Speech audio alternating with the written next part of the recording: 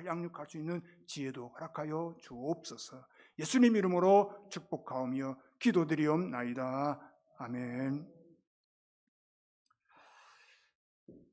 우리 말씀 보겠습니다. 사도행전 16장 신약성경.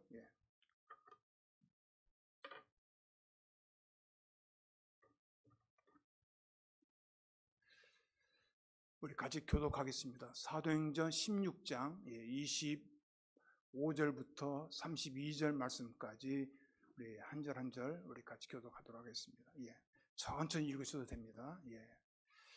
사도행전 16장 신약성경 사도행전 16장 25절입니다.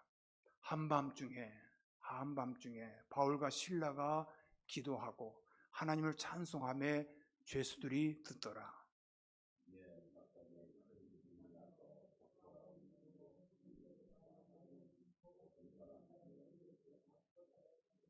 간수가 자다가 깨어 옥문들이 열린 것을 보고 죄수들이 도망한 줄 생각하고 칼을 빼어 자결하려 하거늘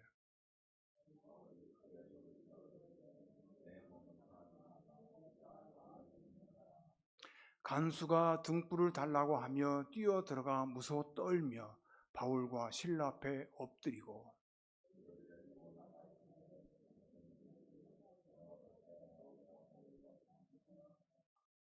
이르되 주 예수를 믿으라. 그리하면 너와 내 집이 구원을 받으리라 하고 같이요. 주의 말씀을 그 사람과 그 집에 있는 모든 사람에게 전하더라. 아멘. 오늘 말씀 제목은 한밤중에 부르는 찬송. 또 다시 말하면 한밤중에 들리는 찬송. 그렇게 이제 말할 수가 있습니다. 한번 여러분 좀 따라서 하시겠습니까? 찬송문이 열리면 기도문이 열리고 기도문이 열리면 하늘문이 열린다. 오늘 메시지 요점입니다.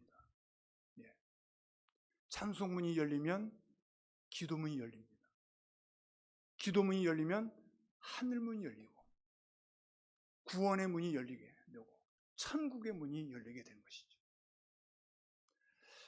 찬송은 본래 곡에 붙인 기도입니다. 곡에 붙인. 근데 우리가 참 힘들고 어려울 때 좀 기도하려면 막상 기도가 잘 안 나와요. 막히는 경우가 참 많습니다. 왜? 속이 답답하니까. 꽉 막혀 있으니까. 그런데 그렇게 기도가 잘 막혀 있을 때, 안 나올 때 찬송을 부르는 거예요. 찬송을 부르면 나중에 점점 우리 마음이 녹아져서 우리 마음이 열려져서 하나님께 기도할 그런 마음이 열리는 것입니다. 목사라고 해서 다 기도를 유창하게 하는 거 아닙니다. 어떤 때는 정말 답답할 때가 많고 어떤 때는 정말 아주 마음에 근심 걱정으로 꽉 차 있게 되면 기도가 잘 안 나오거든요. 그럴 때는 그냥 마냥 찬양합니다.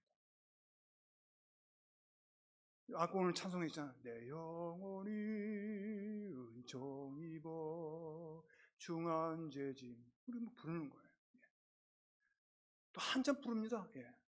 내 주의 보혈은 정하고 정하다 내 죄를 정케 하신 주 날고 그렇게 부르는 겁니다. 부르다 보면은 내가 주께로 지금 십자가 앞에 내가 갑니다. 주여 저를 받아주소서. 이 모습 이대로 좀 받아주십시오. 주 앞에 나가는 거예요. 그러면 주님께서 저에게 기도용을 부어주셔서 입술이 열리게, 마음이 열리게 되고 입술이 열리게 되는 거예요. 얼마나 놀라운 은혜인지 모릅니다. 이건 큰 선물 중에 선물입니다. 특별히 택한 자들에게, 믿는 자들에게, 구원받은 자에게 하나님 주신 특권이 뭐냐? 하나님께 나가 기도할 수 있는 거, 하나님을 찬송할 수 있는 거, 하나님의 위대하심을 높여드리는 거, 얼마나 큰 특권인지 모릅니다.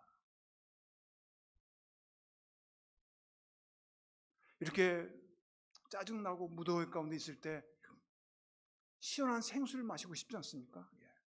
찬송이 하나님께 주신 하나의 생수와도 같습니다. 시원한 생수.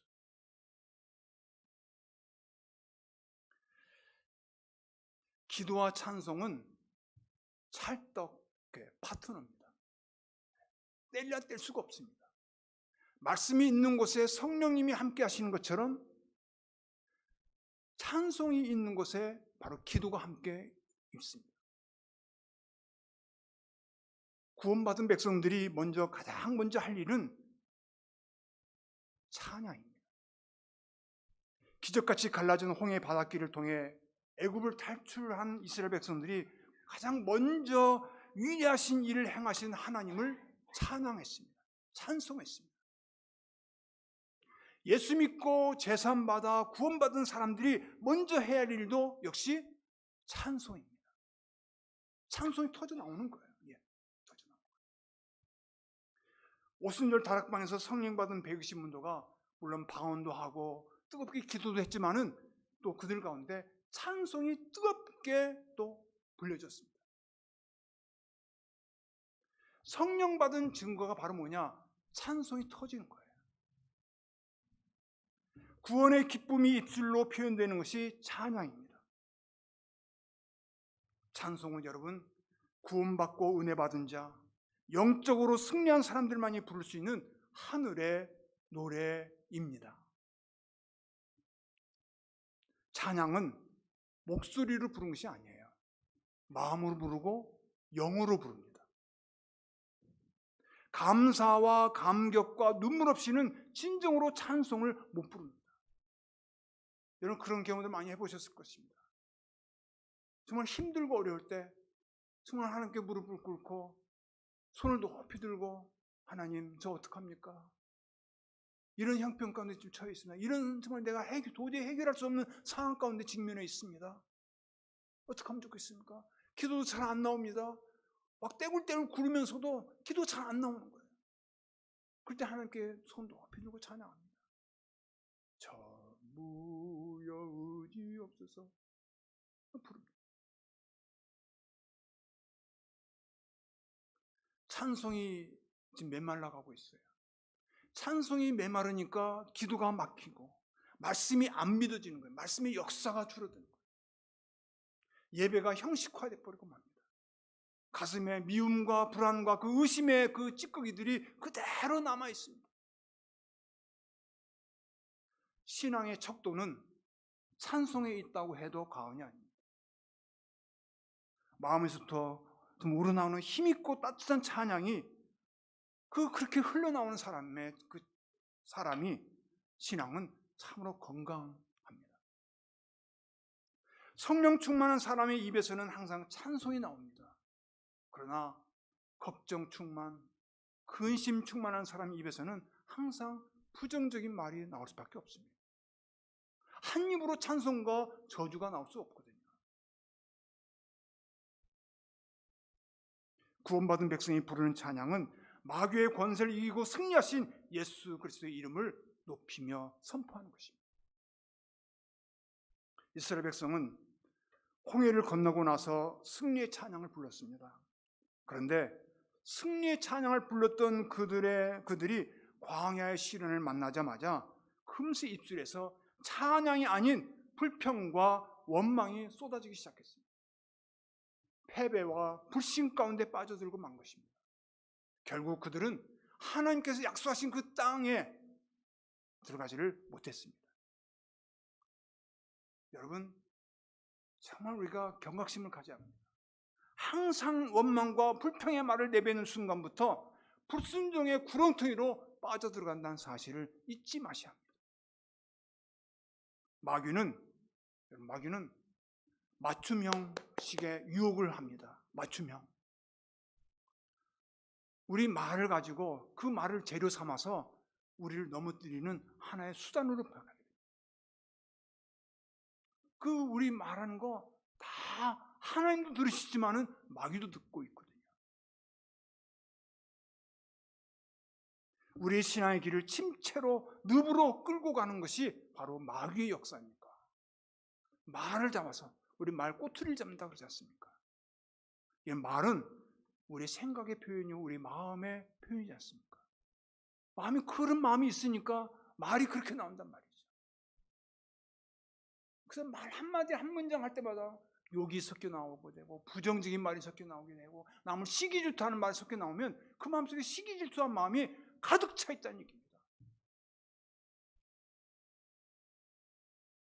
그런데 어렵고 힘들어도 참 힘든 상황인데도 항상 찬송하고 범사에 감사하면 그 언어로 하나님께서 연료를 삼으셔서 우리 신앙생활을 승리로 이끌어 주신다는 사실입니다. 원망하고 불평하면 찬송할 수가 없어요. 그러나 찬양하면 원망과 불평이 떠나게 되어 있습니다.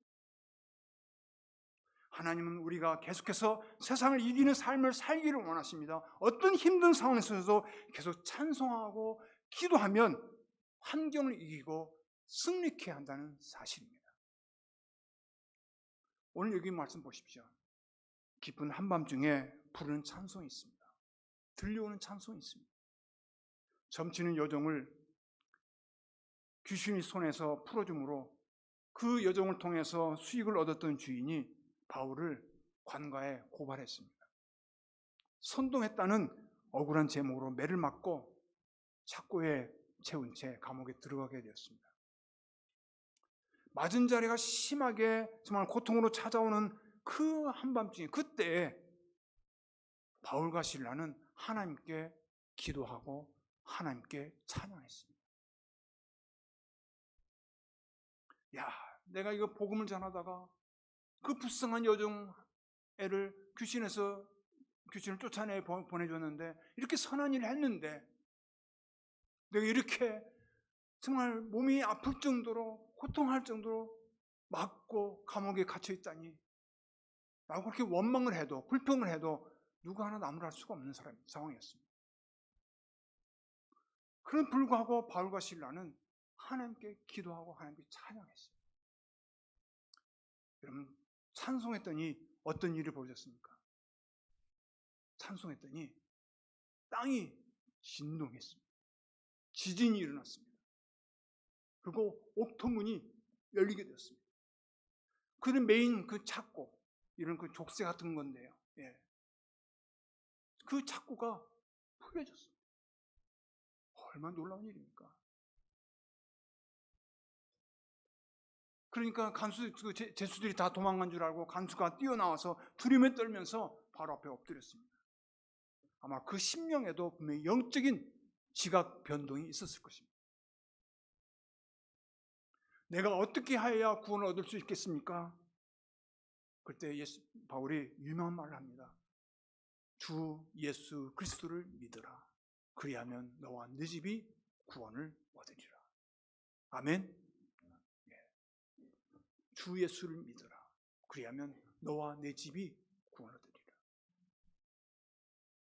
결국 나중에 이 빌립보 감옥의 간수는 빌립보 교회를 세우는데 아주 대단한 그런 일을 했던, 교회를 세우고 개척하는 가장 중요한 일을 했던 사람 중에 한 사람이었습니다.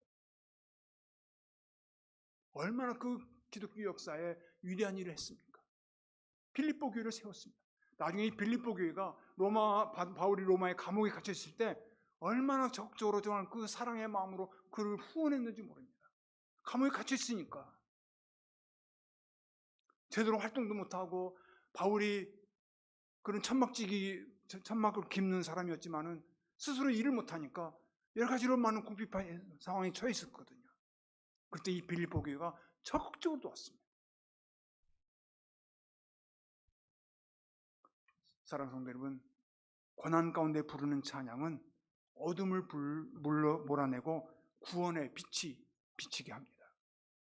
묶여있고 매여있던 모든 상황을 완전히 풀려나게 만듭니다. 이게 바로 찬양의 능력입니다. 왜요? 그 찬양 가운데 하나님이 함께 하시기 때문에 그렇습니다. 그 찬양 가운데 하나님이 역사하시니까 그렇습니다. 찬송문이 열리면 기도문이 열리게 되어서 하나님의 손이 역사하게 되고 하나님의 손이 움직이심으로 인해서 정말 우리가 생각하면 정말 놀라운 그런 미러클이 기적이 일어난다는 사실. 사랑하는 성도 여러분, 어떤 상황에 처하든지 간에 여러분 찬송하십시오. 여러분 삶 가운데, 여러분 가정 가운데, 여러분 삶의 자리 가운데 하나님께서 역사하심으로 인해서 분명히 기적이 일어나게 될 줄로 믿습니다. 찬송하십시오. 여러분 시편 쭉 읽어보시면 시편 150편인데 항상 기분 좋고 모든 상황이 호전될 때 찬송 부르던 것이 아닙니다. 그들은 참으로 곤경에 빠져 있을 때, 내가 깊은 수렁 가운데 허적으로 있을 때, 그런 가운데서도 하나님께 부르짖고 기도하면서 찬송했더니 그 모든 수렁에서, 그 늪에서 나를 끌어 건져 주셨던 그 고백의 찬송이 바로 이 시편이었습니다. 시편 40편. 다윗이 얼마나 고통 중에 있었습니까? 얼마나 위기 가운데 처해 있었습니까? 얼마나 사울의 그런 칼날 가운데 있었습니까? 그런 가운데도 불구하고 다윗은 그런 위기 가운데, 그런 상황 가운데 처해 있었지만은 하나님께 찬양했다는 사실. 찬송의 시를 적었습니다. 찬송으로 인해서 다윗이 다윗되게 할 수 있었고 왕이 될 수 있었고 참으로 통일 왕국을 이룰 수 있는 그런 기초가 되었다는 사실입니다. 또한 찬양은 기도를 뒷받침하는 강력한 영적 무기입니다. 스피리추얼 웨이픈입니다. 영적 무기입니다. 예수 보혈로 덮인 찬양, 십자가 보혈로 덮인 찬양, 보혈의 찬양, 보혈의 찬송. 이 찬송에는 놀라운 능력이 있습니다. 성령께서 흐르는 찬양, 성령께서 친히 만지시는 찬양은 정말 능력이 있습니다. 이런 찬양을 부르게 되면 악한 영이 떠나게 되고 묶인 자가 노임을 받는 그런 역사가 일어납니다. 찬송으로 충만한 가정, 찬송이 넘치는 교회는 절대로 마귀가 교란시킬 수도 없고 마귀가 방해할 수도 없습니다. 사랑하는 성도 여러분, 우리 남부 뉴저지 장로교회는 찬송이 넘치는 교회가 되시기를 간절히 바랍니다. 찬송이 넘치게 되고 찬송이 흐르게 되면 바로 거기에 기도의 영이 임해서 여러분의 기도의 문이 열리게 될 줄로 믿습니다. 찬송은 마귀의 공격으로부터 하나님의 백성을 지키는 방패인 동시에 마귀를 공격하여 무찌르는 영적 무기와도 같습니다. 역대하 20장 말씀 보면은 경건한 남유다 왕 여호사밧이 칼과 창이 아닌 찬양으로 전쟁에서 승리하는 예가 나옵니다. 정말 전무후무한 얘기입니다. 이건 사실입니다. 역대 20장 여러분 꼭 집에 가서 한번 좀 찾아보십시오. 읽어보십시오. 그 수많은 그런 그 전력과 숫자가 많은 이 적군을 향해서 칼과 창으로 군사력으로 대적하지 아니하고 찬양으로 대적했다는 사실이죠. 여호사밧은 유다 백성들에게 금식하면서 기도할 것을 요구했습니다. 지금 우리가 도저히 감당할 수 없는 적의 침공이 지금 찾아왔다. 우리가 지금 어떻게 하면 좋겠냐? 이대로 가다는 우리 나라가 망하고 말 것이다. 굉장히 위기의 이 시기에 많은 백성들에게 정말 동조를 요구하면서 같이 기도하자고 했습니다. 왕의 인도에 따라서 그들이 혼신의 힘을 다해서 기도하는 중에 한 레위인에게 성령님이 임했습니다. 하나님의 음성이 들렸습니다. 이 레위인에게 어떻게 하나님께 말씀하시는 거니? 두려워하거나 놀라지 말라. 전쟁은 하나님의 것이다. 하나님께 속해 있다. 너희들 것이 아니다. 두려워하지 말라. 얼마나 정말 귀한 말씀인지 모릅니다. 여러분, 이 세상은 영적 전쟁터지 않습니까? 먹고 사는 거 전쟁과도 같습니다. 선교지로 가는 거 전쟁과도 같습니다. 그런데 그 전쟁에서 승리하고 지는 것은 하나님 손에 달려있다는 말씀입니다. 널 걱정하지 말라. 두려워하지 말라. 나는 하나님의 음성이 그 한 레인을 통해서 들려왔습니다. 이에 온 유다 백성들은 하나님께서 얼굴에 땅에 대고 경배드리면서 큰 소리로 하나님께 찬양을 했습니다. 놀랍게도 최선봉의 전투부대가 쓰는 것이 아니라 찬양대를 세웠습니다. 찬송하는 자들을 택해서 거룩한 예복을 입히고 하나님께 감사 찬송을 부르면서 행진하게 했습니다. 전쟁사에 이런 전쟁의 모습은 형태는 없습니다. 전무후무하지 않습니까? 이런 찬송이 시작될 때 하나님께서 복병을 이용해서 적군을 서로 정말 치게 만듦으로 인해서 적군이 다 자멸하고 말았습니다. 정말 믿기 어려운 승리가 현실로 온 것입니다. 찬양을 시작할 때 하나님이 적을 무너뜨리기 시작했습니다. 찬양은 영적 전쟁의 결정타입니다. 찬양은 영적 전쟁의 결정타. 찬양은 마귀를 대적하는 데 쓰이는 영적 무기입니다. 이 무기로 사용할 때 찬양을 통해서 승리가 오게 된다는 사실입니다. 찬양의 능력 앞에 이 마귀는 꼼짝을 못합니다.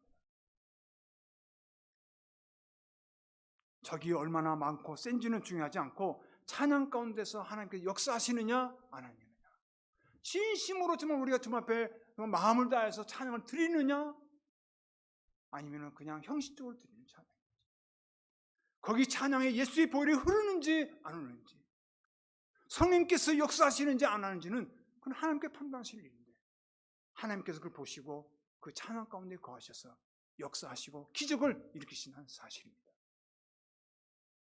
이 찬양의 큰 위력입니다. 이런 찬양의 능력을 꼭 체험하시는 여러분과 제가 되기를 간절히 바랍니다. 우리 심리 곤고할 때마다 찬양하십시오. 여러분, 노래에는요 힘이 있어요.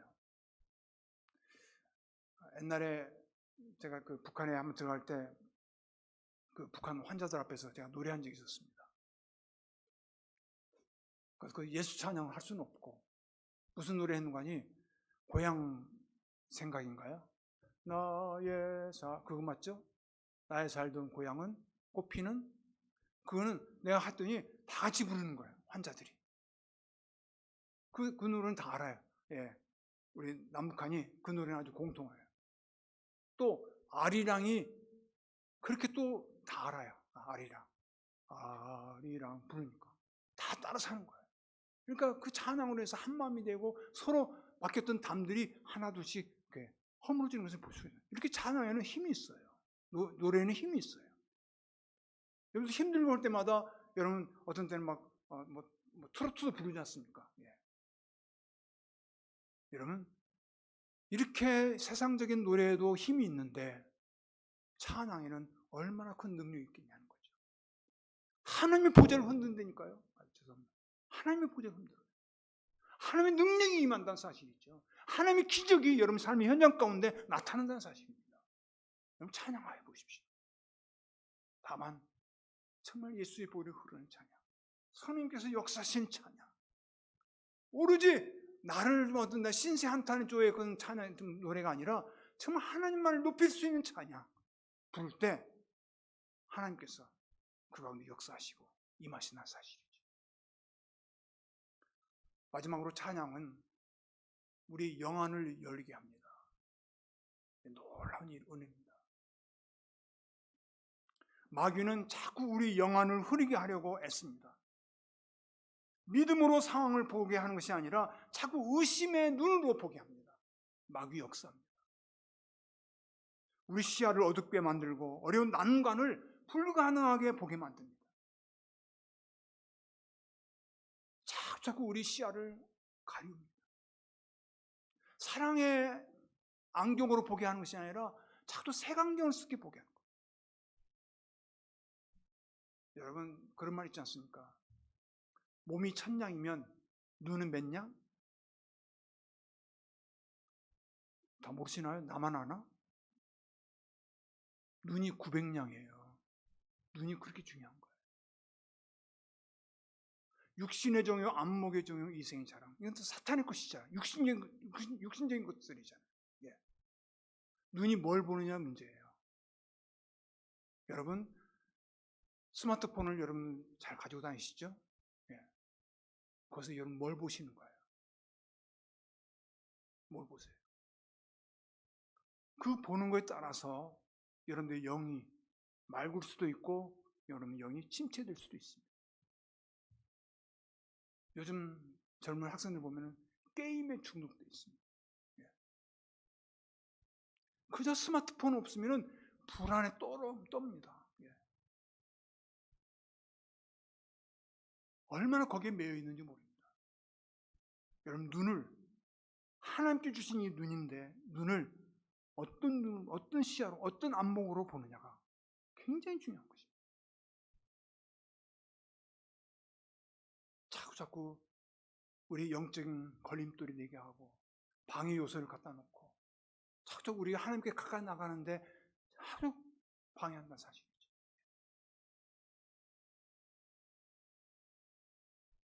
요즘 많은 사람들이 얼마나 많은 그런 정말 까만 색안경으로 보고 있는지 모릅니다. 우리 지금 이 남부디주의 장로교에서 지금 보고 있어요. 근데 사랑의 안경으로 보고 있느냐? I don't think so.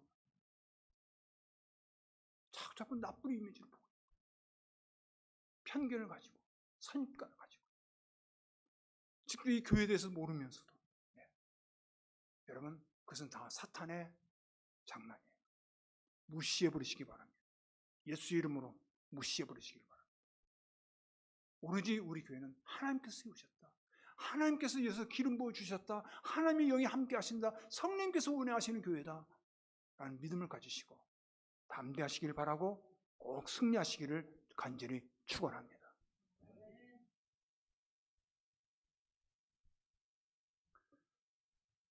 사탄의 안경은 미움보다 아주 긍휼히 여기는 마음, 정말 좋게 보는 그런 마음보다는 미움을 주고 긍정적인 시각보다는 부정적인 시각, 자기 들뿐을 못 보면서 남의 티만 다 지적하고 말끝마다 그냥 좀 아니라고 부정하고 비난하고. 사랑하는 성도 여러분, 찬송하면 영안이 맑아집니다. 정말입니다. 제가 경험합니다. 모든 두려움과 불안, 모든 문제보다도 이보다 더 크신 하나님의 그 은혜를 맛보게 됩니다. 우리 문제보다도, 우리 처해 있는 모든 상황보다 더 크신 하나님을 우리가 보게 된다는 사실이죠. 찬송문이 열리면 우리 마음도 성격해 되어서 영의 눈이 열려서 여호사밧이 위기 앞에 한 말처럼 오직 주님만 바라보게 되는, 오직 주님, 오직 예수만 의지하는 믿음의 눈으로 우리가 새롭게 입게 된다는 사실입니다. 이런 은총과 축복이, 이런 찬양의 은총과 찬양의 능력을 체험하는 그런 복된 교회가 되시기를 간절히 축원합니다. 친히 정말 찬송하다 보면 나는 간 곳이 없고 구속한 주만 보이는 임재 속으로 들어가는 참 친인을 주님을 뵙게 될 것입니다. 찬송하니까 마음이 성결케 되고요, 영안이 좀 맑아지고 되고, 또 마음속에 하나님이 나와 함께 하시는구나 한 그런 임마누엘의 그런 뜨거운 그 은총과 그 어떤 감격, 어떤 그 믿음이 내 안에 충전되는 것을 볼 수가 있습니다. 이 찬송의 은혜로 늘 뜨겁게 체험되어 주시길 간절히 바랍니다. 기도하십시다. 찬양 가운데 거하시는 아버지 하나님, 우리가 어디에 있든 우리 온 삶과 온 인격과 영으로 하나님을 찬양하게 하여 주옵소서. 어떤 형편이 있든지 하나님께 늘 감사하고 늘 찬양할 수 있는 우리가 되게 하여 주옵소서. 항상 기뻐하라, 쉬지 말고 기도하라, 범사에 감사하라 하신 것처럼 숨을 쉴 때, 호흡할 수 있을 때 찬양하는 우리 모두가 되게 하여 주옵소서. 찬양을 통해서 더욱더 우리 삶이 더욱더 윤택해지고 부요해지고 늘 승리하는 삶이 될수록 축복하여 주옵소서. 우리 삶과 믿음의 악기가 새 상품이 아닐지라도 하나님을 기쁘시게 하는 찬송과 연주가 되게 하여 주옵소서. 찬송문이 열려서 나의 기도문이 열리게 하여 주옵시고, 기도와 찬송으로 하나님 자녀 다워지고 더욱더 우리 믿음이 인품이 성숙될 수 있도록 역사하여 주옵소서. 주님, 어떤 고난이 찾아온다 할지라도 넉넉히 이길 수 있도록 우리 고난보다 크신 하나님을 꼭 만나뵐 수 있는 은혜가 있게 하여 주실 줄 믿고 감사함을 돌리오며 예수님 이름으로 간절히 기도드리옵나이다. 아멘.